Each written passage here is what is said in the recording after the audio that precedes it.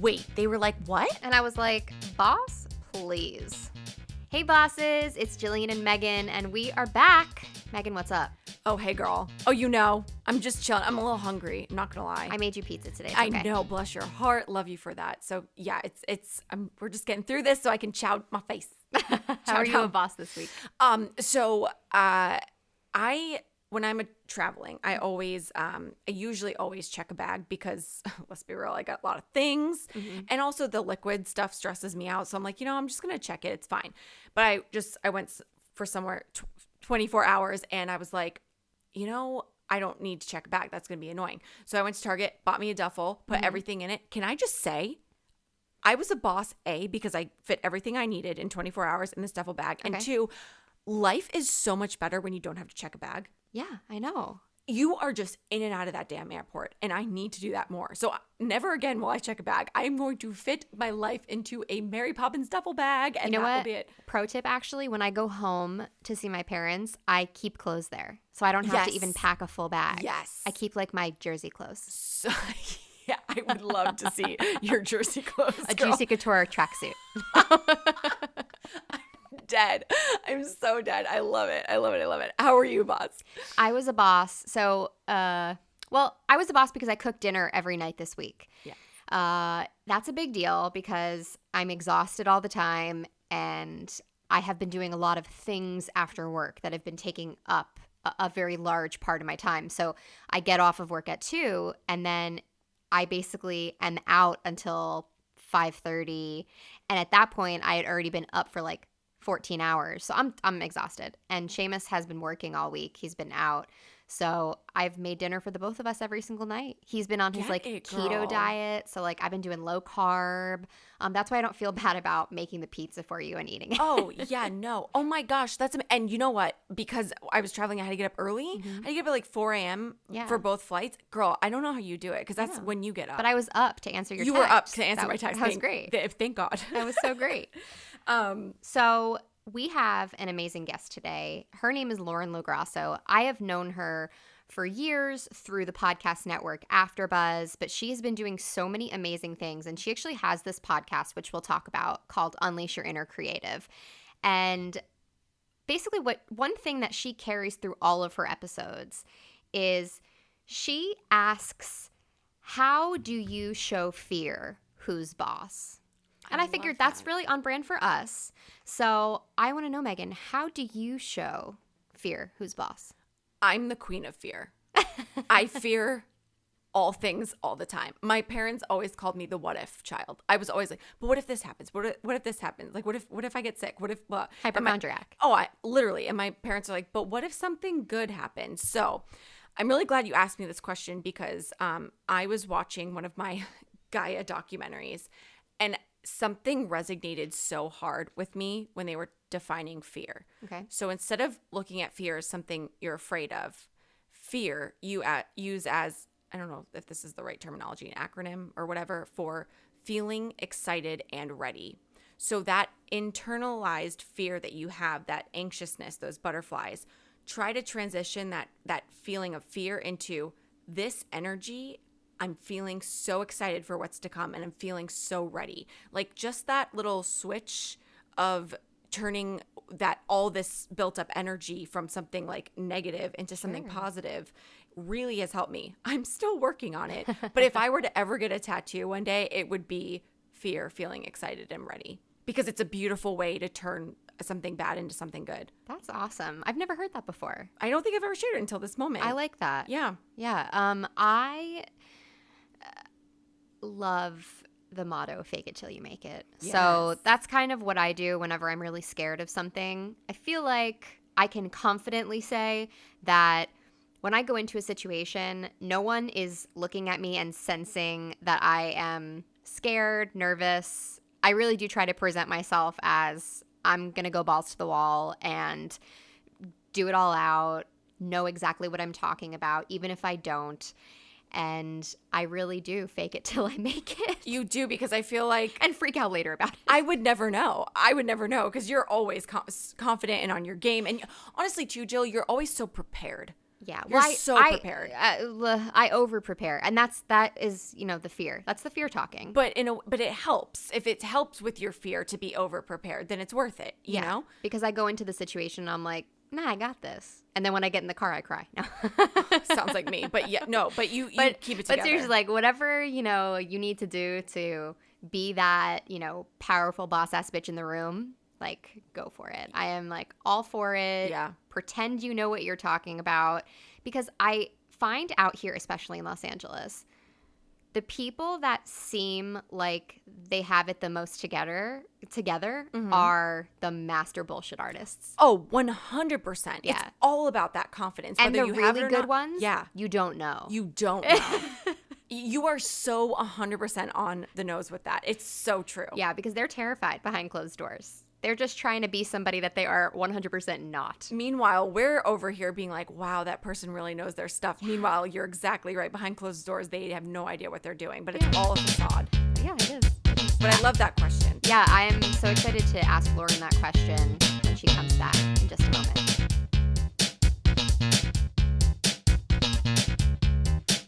Okay, guys, welcome back. So Lauren is with us.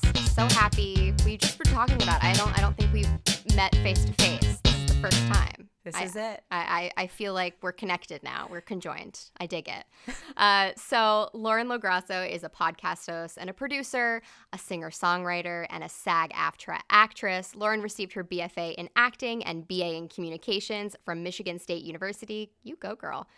She traveled to Los Angeles to complete her last 3 credits with an internship at The Ellen Show and decided to stay to pursue acting, which I feel like is we hear a lot of stories like that. You caught the bug and you had to stay. I get that. I love that. So within weeks of her pursuit, she got her first acting role and joined SAG, and then it was crickets. And besides some very prestigious community theater, which is awesome, with acting breaking her heart, Lauren picked up a guitar and wrote her first song. Within 9 months of writing that song, she had played the House of Blues on Sunset, the Viper Room, and the Hard Rock Cafe. Damn. I love that.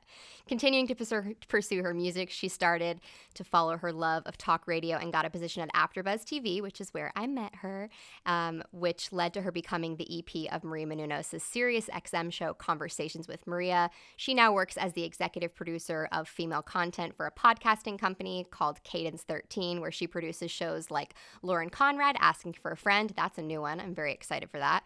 Girl Boss Radio, The Goop Podcast, and Meaningful Conversations with Maria Shriver. In addition, she independently produces and hosts her own podcast called Unleash Your Inner Creative, and that show has been on the new and noteworthy section of iTunes 25 times since you started it in February. Yeah. What the hell, girl? Welcome. Thank you so much for having me. This is amazing. I was so excited when you started this because you have so much experience in sort of the podcasting realm, and you've seen shows from the inception all the way through. So it was very exciting and very inspiring that you have finally taken everything that you've learned and decided to throw it into your own thing. Thank you. It took a long time and it was a long process, but totally worth it. I think it's interesting when you help somebody else achieve a dream that is also your own dream. A lot of times you can feel like it's never going to happen for you. And it just came to a point where I realized I have literally every single skill necessary to make this dream come to light. Mm-hmm. What am I doing? Right. Do it. So we had kind of talked in your bio a little bit, but it made me think, you've reinvented yourself quite a bit. So was there ever any moment where, you've beaten yourself up for how many, different career switches you've made or pivots you've made? Because I feel like we both face that, where we have one idea of one thing, it doesn't work out, we move to another thing. Yeah, I think every moment. I beat it. I basically was in a personal fight club for my whole 20s. It was just like I couldn't stop telling myself that I was a piece of shit and I wasn't where I needed to be. And I look back, and it's literally been in the past couple weeks because I turned, not couple weeks, probably couple months. I turned 30 in February. Happy birthday. Thank you. And I finally realized, I'm like, it could have been so much better if I was just in the moment. But I think that I just followed the energy, right? One thing was popping. I still love acting, but I realized, okay, the path that where I just go on auditions and get a part, that's not really working out. So I need to follow what is working. I love music. Things are popping there. I'm going to follow that. And then when hosting started taking off and I found a love there, I started following that. And somehow now they all go together under one umbrella. And a piece of advice I just gave on my show is rather than like, what is my purpose? What is my purpose? And tying that to career, I like to tie it to a thesis statement of life now. So my purpose as a human is to bring healing, voice, and sight to people who feel unseen and unheard and unfulfilled. And through my voice. So that can kind of feed into everything I do. I love that so much. And I can relate to that so much. And I know Jill can too, because I feel like we're just serial creators and it's like, is anything going to work out? So that's really inspiring that you just said that. So as we were talking about, you're a podcast producer for Girl Boss Radio, Goop, Lauren Conrad. How do these women inspire you? Well, just the fact that they are, so many of them are self-made millionaires is very inspiring. When I'm around them, sometimes I literally sit at the table recording them and I'm like, God, just please give them some of my energy, or like give me some of their energy. Like let their atoms like converge with mine and let me become like them. But really, Girl Boss, that was the first one I worked on intensely. And that has inspired me so much because I've seen Sophia be so generous of spirit with the people she has on, with me, really seeing people and doing all she can to help people. And I mean, she also went through an incredible failure that she talks about very openly. And I think that knowing her and hearing her story has helped me be more brave, because I'm like, if she can be brave enough to like own up and embrace and reinvent herself after that failure, I can reinvent myself after like I didn't get the acting gig I wanted. Yeah, you know? Yeah, absolutely. And also working with on these podcasts, like it's a great education and source for inspiration, especially for like a paying gig too. So yeah, it's amazing. No, it is. I think, that I've really come to see the value in it. Like I said, when I was younger, I would see like I'm so close to what I want, but I can't touch what I want and think that I had failed. Now I'm like, okay, I'm a very spiritual person, but so I'm like, God put me in this room for a reason. I'm this close to it for a reason. Maybe it's because I'm supposed to empower myself instead of waiting for someone to like, oh, pretty please give me an opportunity. Maybe it's because I was supposed to give myself an opportunity and then give opportunities to other people too. Right. And you also, we are feeding our passions by doing these podcasts. You're, I don't think, getting paid for yours right now. I'm not getting paid for mine right now.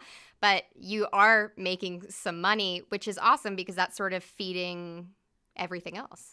Absolutely. It's so true, and we were talking a little bit before the show, and a good friend of mine, and I love my job. It is great, but my passion has always been performing. And I was actually very upfront about that when I started my job too, because I don't ever want somebody to think I'm something other than I'm not. I happen to be excellent at producing, but my heart is for the arts. And it's nice to help other people bring that to light. But to get back to what you're saying, my one friend said, look at your job like you're an investor. They're great. You can give your energy to them and do a great job. But at the end of the day, every company needs somebody to invest in them. And let that investor, fund your dreams. That's awesome. I love that so much. So I want to talk about the podcast because I am loving what you have put out so far. I feel like... Thank you. That makes me want to cry. It's like you're in the room with me. And I think that that's your goal, when you record so intimately. I'd say, it's like I'm having a conversation with you across the table. And most of the time, you're just talking to the audience. And obviously then you have the guests on. But how did this whole idea come about? And why was creativity the thing that you wanted to focus on? So, like I said, it was a really long process. Juliette Vibera, I don't know if you know her, she and I had our first meeting over a year before the inception of it. So it went through a lot of changes. But the reason why I wanted to do it on creativity is because I realized some of the world's greatest suffering comes from repressed creativity. So like whether that's never pursuing your dreams, never having a child you wanted to have, never really putting yourself out there for love, I think that's all coming from repressed creativity and fear of failure. And I definitely have that and struggle with that. So I'm like, if I'm feeling that, there's got to be other people out there like me who need help in this area too.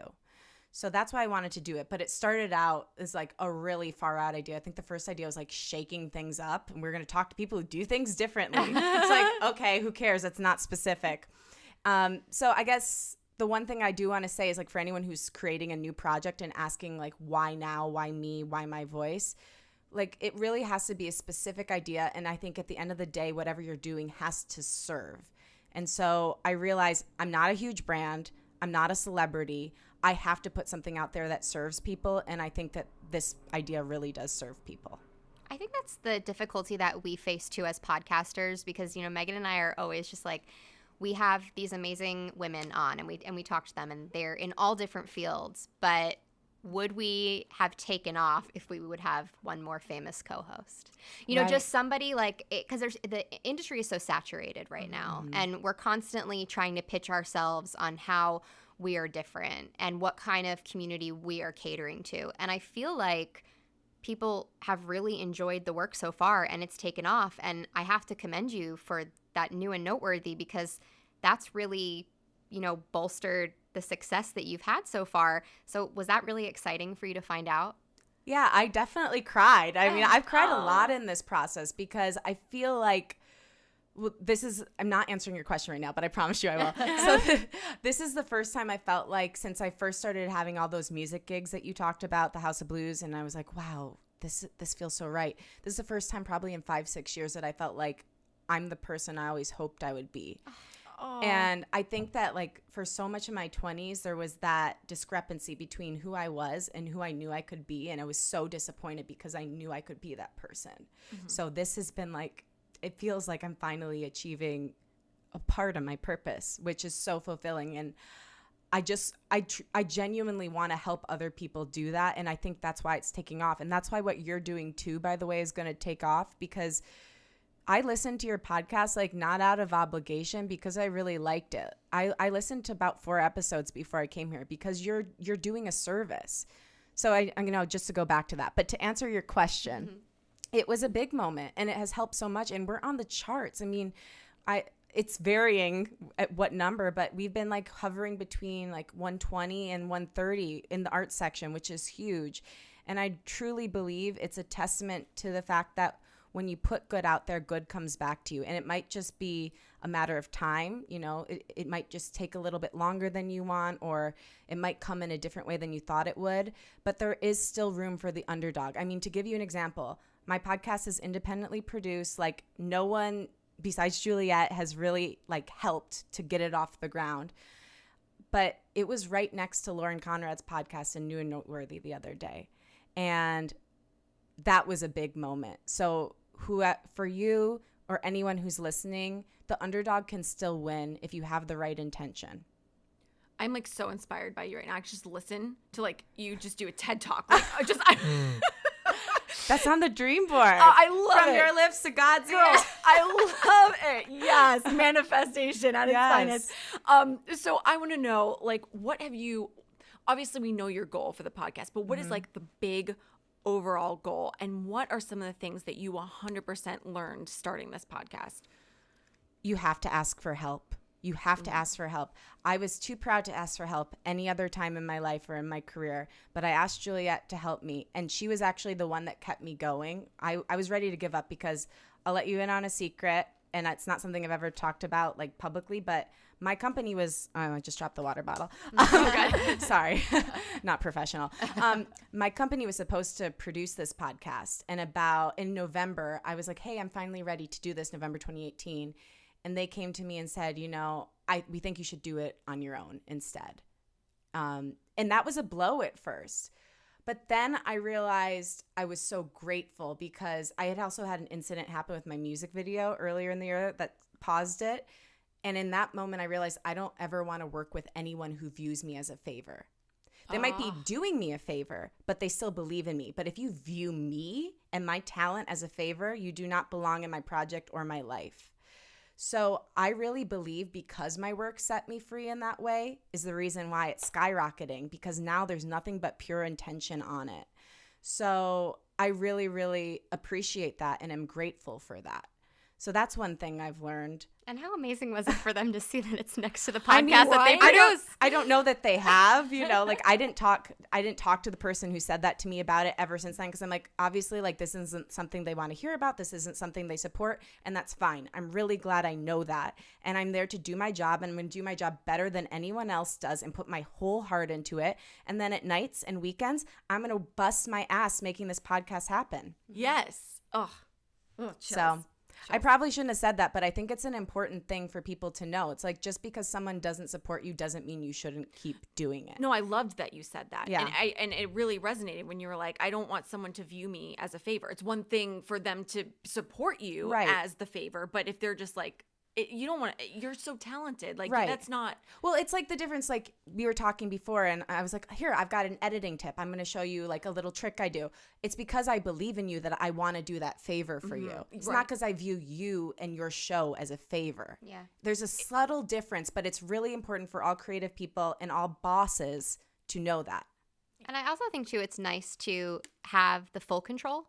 When you're a part of a podcasting platform or anything else, there's always somebody that can dictate what you can do, what you can't do, what you can say, what you can't say.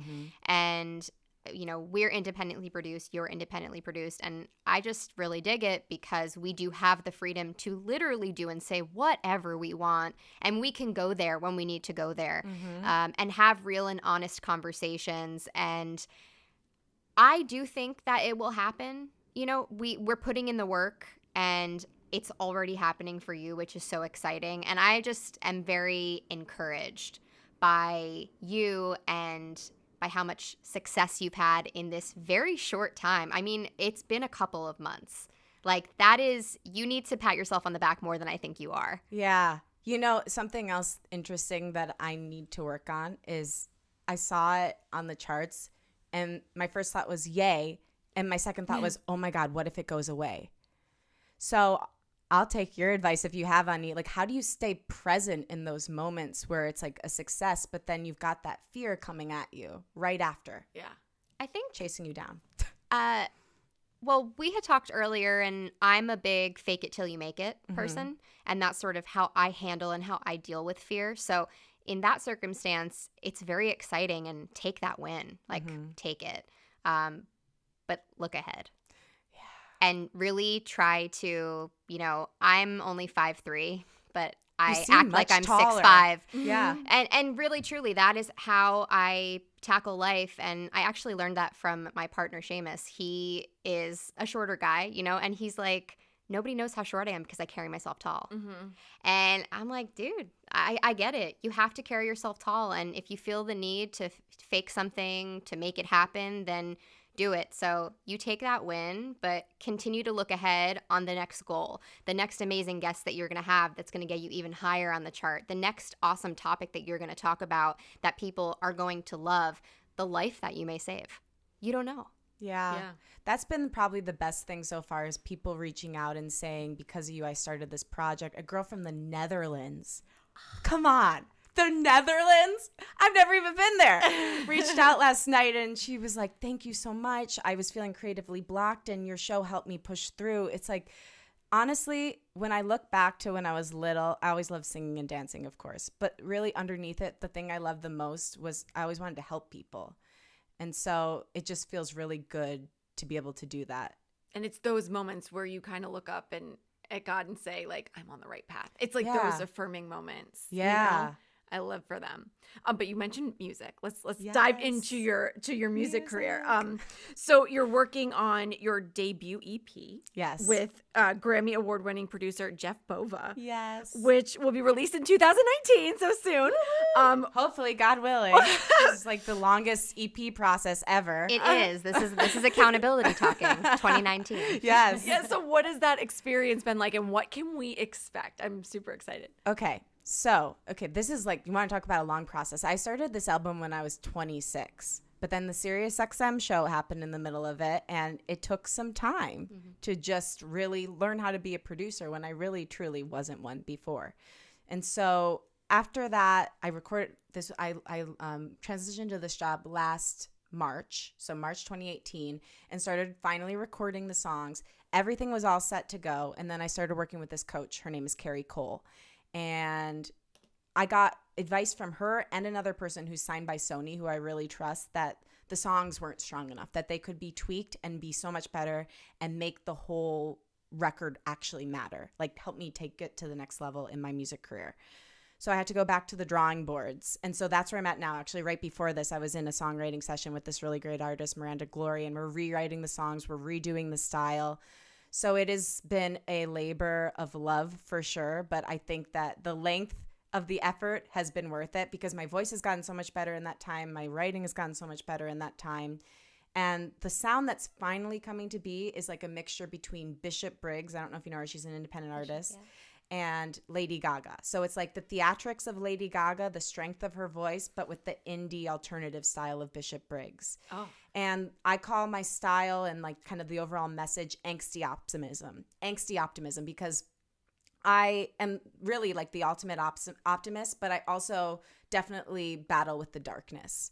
And so I want it to be a really honest story of what it looks like and feels like to be fighting for a dream. And all of the bullshit you deal with along the way, the heartbreak, the pain, but also all the glory. Oh my gosh. Was songwriting something that came naturally to you, or was it something that you really had to like dive in? Because your background, I mean, you interned at Ellen. I was doing a lot of things. Yeah. No, I'm just wondering because Meghan loves to write poetry. I'm a writer in general, but like I don't know if I could take that to song. It seems very challenging. You wouldn't want to hear me sing either. I bet you could. You can sing my poems. I would love to. Yeah, I know I'm all about collaborative projects like that. So if you're interested, if either of you want to try writing music, I am so down to bring people who don't classify themselves as songwriters into the songwriting world because that was me for the first 23 years of my life. But so, okay, here's a funny story. I'll give you like my first kind of run in with songwriting. Okay. So I didn't get high till I was 22. I was supposed to sing at my college awards convocation for the College of Arts and Letters at Michigan State. And I thought it was at 5 p.m. Turns out it was at 3 p.m. They announced my name and no one came to the stage because I wasn't there. So I was beside myself. That was supposed to be the last thing I ever did in college. Finally, like I was inconsolable for 3 hours. I finally called my friend Michael Cleland and I'm like, I think I just need to get high. So I go to his room. We smoke a water bong. I take 4 hits. I'm fine. He's showing me some weird videos of like clowns juggling. I'm laughing hysterically. I take the 5th hit. I fall to the floor and I tell him if we don't go outside, I'm going to die. So we walk all around campus. I'm holding his hand. I'm sweating because I'm so anxiety ridden. We go to the dairy store, which is like the big ice cream store on campus. I'm biting. I'm eating my ice cream cone. I'm not licking it. I am eating it. Then all of a sudden, about an hour into this experience, or what felt like a high hour, I start singing every single thought that comes to my mind. And I didn't stop for 3 hours. And I kept saying, this is the real me. This is the real me. And I had no idea what that meant. But then a year later, I started falling asleep. And you know that little stage between sleep and awake? I started falling asleep writing songs.